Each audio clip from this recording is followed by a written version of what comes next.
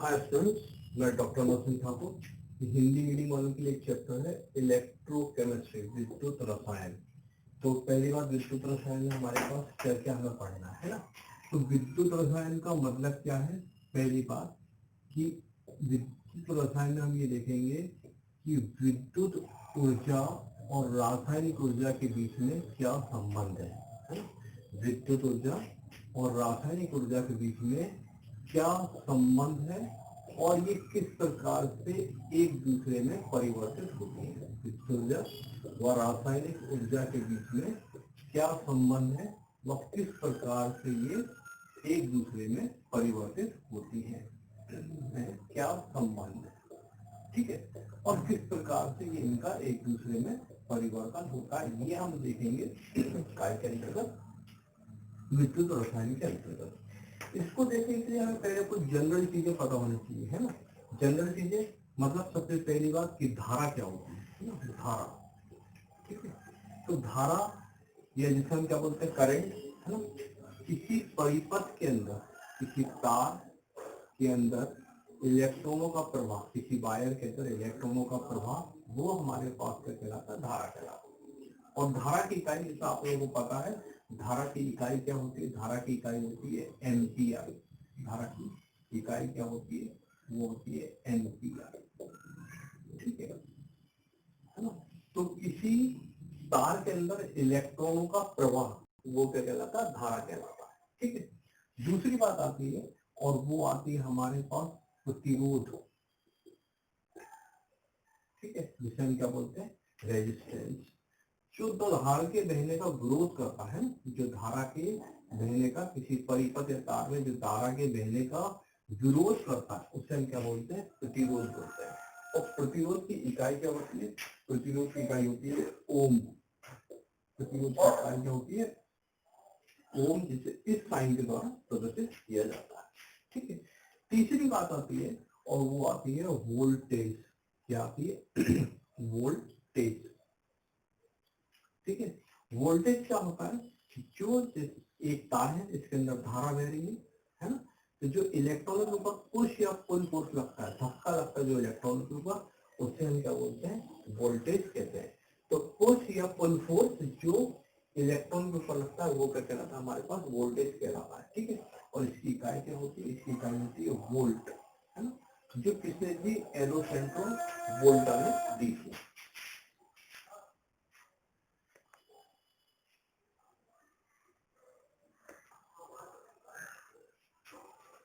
इसके बाद फोर्थ जो है वो है विद्युत अपघट्य। क्या है? विद्युत अपघट्य, जिसको हम क्या बोलते हैं? इलेक्ट्रोलाइट। तो विद्युत अपघट्य क्या होते हैं?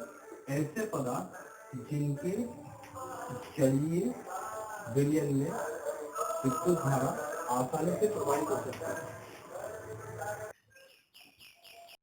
उन्हें विद्युत अपघट्य कहा जाता है। तो ऐसे पदार्थ जो अपनी गली या पिघली अवस्था में विद्युत धारा का चालन करते हैं, उन्हें क्या कहा जाता है? विद्युत अपघट्य कहा जाता है, ठीक है। तो गली या पिघली अवस्था में क्या करते हैं? विद्युत धारा का चालन करते हैं, है ना। ये गली या पिघली अवस्था में विद्युत धारा का चालन करते हैं, उन्हें क्या कहते हैं हम? वो क्या कहलाते हैं? हमारे पास विद्युत अपघट्य कहलाते हैं। विद्युत धारा का चालन करते हैं, वो क्या कहलाते हैं? विद्युत अपघट्य कहलाते हैं, ठीक है। और फिर मैंने बोला विद्युत अपघट्य जो है वो दो प्रकार के होते हैं, है ना। पहले है हमारे पास प्रबल विद्युत अपघट्य। प्रबल विद्युत अपघट्य, प्रबल विद्युत अपघट्य क्या होते हैं? ऐसे विद्युत अपघट्य जिनका आयनन शीघ्र होता है ना, मतलब जो पानी में डालने पर पूर्णतः विरोधित हो जाते हैं, उन्हें हम क्या बोलते हैं? वो क्या कहलाता है? प्रबल विद्युत अपघट्य। उदाहरण NaCl, है ना, नमक का विलयन है।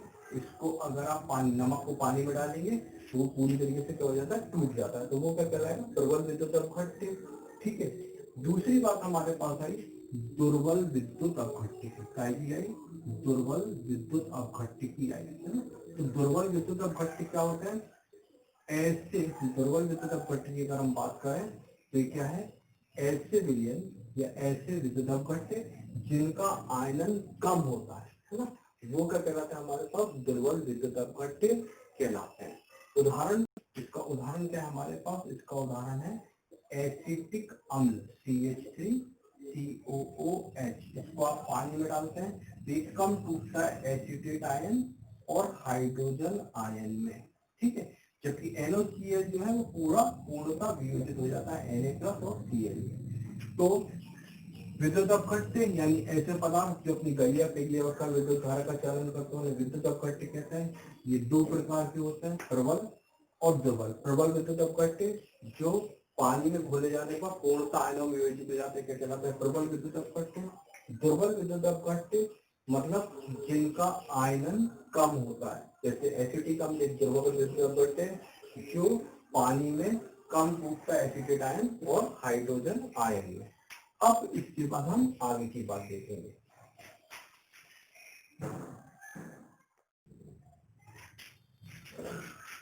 आगे है नेक्स्ट स्टेप और वो है हमारे पास, वो है चालकता। चालकता को क्या बोलते हैं, कंडक्टेंस कहते हैं। और चालकता को हमको अगर परिभाषित करना है तो हम इसे कैसे परिभाषित करें। सिंपल अगर बात करें तो देखिए चालकता को हम रिप्रेजेंट कैसे दर्शाते, कैसे सी से, और सी इक्वल टू क्या लिखते हैं 1/r, है ना। तो प्रतिरोध का व्युत्क्रम, अगर हम आर क्या है, रेजिस्टेंस, रेजिस्टेंस मतलब प्रतिरोध, तो प्रतिरोध का व्युत्क्रम क्या कहलाती है, चालकता कहलाती है, ठीक है, अगर सिंपल बोले। और हमने बोला अगर हमें इसे दूसरे शब्दों में बताना है तो हमने क्या बोला कि दुर्बल विद्युत अपघट्य की, है ना। अगर हम दूसरे शब्दों में बोलना चाहें तो हम क्या बोले, दुर्बल विद्युत अपघट्य की, या दुर्बल हटा दें, विद्युत अपघट्य की, विद्युत अपघट्य की, विद्युत अपघट्य की विद्युत धारा ले जाने की क्षमता को, विद्युत अपघट्य की विद्युत धारा ले जाने की क्षमता को, विद्युत धारा ले जाने की क्षमता को, ले जाने की क्षमता को हम क्या कहते हैं, चालकता कहते हैं। तो क्षमता को चालकता कहते हैं, ठीक है। तो दो बातें हैं, है ना, जोन सी आपको सही लगे, है ना। पहली क्या है, प्रतिरोध का व्युत्क्रम, है ना। पहली क्या है, प्रतिरोध का व्युत्क्रम चालकता होती है, प्रतिरोध का व्युत्क्रम चालकता होती है, पहली बात, है ना। या दूसरी बात, इससे समझ में नहीं आए, विद्युत अपघट्य की विद्युत धारा ले जाने की क्षमता को हम क्या बोलते हैं, चालकता कहते हैं।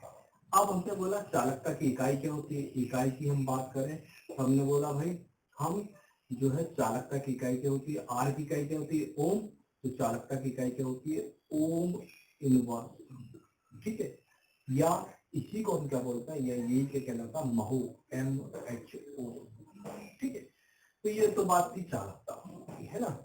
इसके बाद चालकता हमने बोला दो प्रकार की होती है ना। चालकता हमने बोला दो प्रकार की होती है। पहली होती है मोलर चालकता, पहली जो होती है वो क्या होती है, मोलर चालकता, जिसको हम क्या बोलते हैं, मोलर कंडक्टिविटी, ठीक है।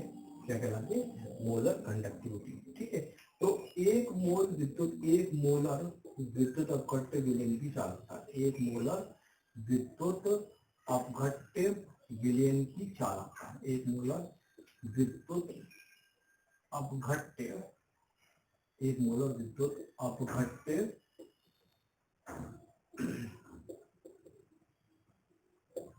विलयन की चालकता, वो क्या कहलाती है हमारे पास, उसको हम क्या बोलते हैं, मोलर चालकता कहते हैं। एक मोलर विद्युत अपघट्य विलयन की चालकता का मतलब क्या है, जैसे मैंने बोला ये पानी है ना, पानी के अंदर अगर मैंने NaCl मिलाया, है ना, ठीक है, या हम बोले H2SO4 मिलाया, सिंपल। चलिए H2SO4, इसका मॉलिक्यूलर वेट कितना होता है, इसका मॉलिक्यूलर वेट जो होता है, इसका अनुभार कितना होता है, 98 ग्राम, ठीक है। तब इस विलयन की चालकता की कहलाएगी मोलर चालकता। यानी आप अगर किसी पदार्थ में एक मोल बोलेंगे, है ना, तब जो चालकता रहेगी वो क्या कहलाएगी, मोलर चालकता कहलाएगी, ठीक है। अब वो हमने बोला H2SO4 का एक मोल काय के बराबर, 98 ग्राम के बराबर। यानी अगर हम उसका H2SO4 का अनुभार ले लेंगे तो वो क्या रिप्रेजेंट करेगा, वो क्या शो करेगा, उसका मोलर उसका मोल शो करेगा, तो उस मोल को हमने पानी में डुबोया और अब इस विलेन की चालकता रहेगी वो क्या कहलाएगी, मोलर चालकता कहलाएगी। मोलर चालकता को हम दर्शाते कैसे हैं, मोलर चालकता को हम दर्शाते हैं लैम्बडा एम से, है ना। तो इसका फार्मूला क्या लिखेंगे, lambda m is equal to kappa into 1000 upon m. ठीक है, अभी कप्पा क्या है मैं भी आपको बताऊंगा, है ना। ठीक है, तो ये तो बात थी काय की मोलर चालकता की। अब बात आई हमारे पास काय की तुल्यांकी चालकता की, काय की बात आई तुल्यांकी चालकता की। ठीक है, तुल्यांकी चालकता की बात हम करेंगे तो हम क्या बोलेंगे भाई, अभी मैंने क्या बोला, एक मोलर विद्युत अपघट्य विलेन की चालकता कहलाएगी, मोलर चालकता कहलाएगी। तो हम क्या बोलेंगे, 1 ग्राम तुल्यांक, 1 ग्राम तुल्यांक विलयन की चालकता, 1 ग्राम तुल्यांक विलयन की चालकता, है ना, उसको हम क्या कहेंगे, वो क्या कहलाएगी हमारे पास तुल्यांक की चालकता कहलाएगी। ठीक है, अब तुल्यांक की चालकता क्या है, अगर हम H2SO4 का तुल्यांकी भार ले लें, H2SO4 का क्या करें हम तुल्यांकी भार ले लें, हमें मालूम है H2SO4 का तुल्यांकी भार कितना होता है 49 ग्राम, है ना, कितना होता है 49 ग्राम। ठीक है, अब अगर आप इसको 1 लीटर पानी में डालेंगे तब जो चालकता होगी वो क्या कहलाएगी हमारे पास तुल्यांकी चालकता कहलाएगी। इसे हम क्या बोलते हैं, ये क्या कहलाती है इक्विवेलेंट कंडक्टेंस, क्या कहलाती है इक्विवेलेंट कंडक्टेंस, जबकि ये क्या कहलाती है मोलर कंडक्टेंस। तो 1 ग्राम तुल्यांकी विलयन की चालकता क्या कहलाती है, तुल्यांकी चालकता, ये इक्विवेलेंट कंडक्टेंस कहलाती है। अब इसका फार्मूला क्या होता है, तो इसका फार्मूला होता है लैम्डा EQ बराबर कप्पा इंटू 1000 अपॉन सी, सी मतलब कंसंट्रेशन और काय में ग्राम इक्विवेलेंट में, काय में ग्राम तुल्यांक में या ग्राम इक्विवेलेंट में, EQ UIV, EQ UIV ALENT, या तो आप लिख सकते हैं यहाँ पर सीधा ग्राम तुल्यांक। तो ये हो जाएगी हमारे पास क्या तुल्यांकी चालकता। तो ये वाली बात यहाँ तक है।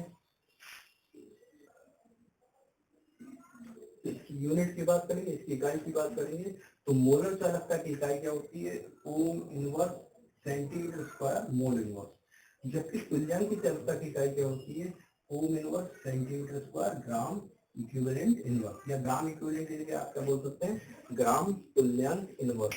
तो चालकता, चालकता का मोलर चालकता और तुल्यांकी चालकता। अभी हमारे पास एक बात रह गई थी इसकी कप्पा की, कप्पा को हमने क्या बोला था विशिष्ट चालकता, इसको मैं भी आपको बताता हूँ कि विशिष्ट चालकता क्या है। विशिष्ट प्रतिरोध पहले हम समझेंगे, उसके बाद विशिष्ट चालकता देखेंगे। तो 1 सेंटीमीटर क्यूब वाले, 1 सेंटीमीटर क्यूब वाले, 1 सेंटीमीटर क्यूब वाले तार का जो प्रतिरोध रहता है वो क्या कहलाता है हमारे पास विशिष्ट प्रतिरोध। तो 1 सेंटीमीटर क्यूब वाले तार का प्रतिरोध, वाले तार का प्रतिरोध वो क्या कहलाता है हमारे पास, उसको हम क्या बोलते हैं, वो क्या कहलाता है विशिष्ट प्रतिरोध होता है ना, विशिष्ट प्रतिरोध होता है। ठीक है, और इस विशिष्ट प्रतिरोध को हम काय से शो करते हैं, इसे हम काय के द्वारा शो करते हैं, ये एक साइन है, ये क्या कहलाता है रो, इसे क्या हम बोलते हैं रो। तो इसे काय के द्वारा प्रदर्शित किया जाता है, इसे रो के द्वारा प्रदर्शित किया जाता है। अब आगे की बात देखेंगे हम, तो हमारे पास विशिष्ट चालकता आएगी, है ना, क्या आएगी विशिष्ट चालकता। तो विशिष्ट चालकता क्या होती है, विशिष्ट चालकता की अगर हम बात करेंगे तो हमने क्या बोला विशिष्ट प्रतिरोध का व्युत्क्रम, है ना, वो क्या कहलाएगा विशिष्ट चालकता। विशिष्ट चालकता को क्या बोलते हैं स्पेसिफिक कंडक्टेंस, है ना। तो विशिष्ट चालकता क्या है कि विशिष्ट प्रतिरोध का व्युत्क्रम, विशिष्ट प्रतिरोध का व्युत्क्रम वो क्या कहलाता है हमारे पास, उसको हम क्या बोलते हैं विशिष्ट चालकता, है ना, इसका व्युत्क्रम क्या कहलाता है विशिष्ट चालकता कहलाता है। और इसे काय से रिप्रेजेंट करते हैं कप्पा से, कप्पा इक्वल टू क्या होता है 1/ρ। ठीक है, तो ये हमारे पास क्या हो गया भाई विशिष्ट चालकता हो गई, है ना। इसको स्पेसिफिक कंडक्टेंस कहलाता है, ये क्या कहलाता है स्पेसिफिक रेजिस्टेंस, है ना। तो ये इतनी बात हो गई।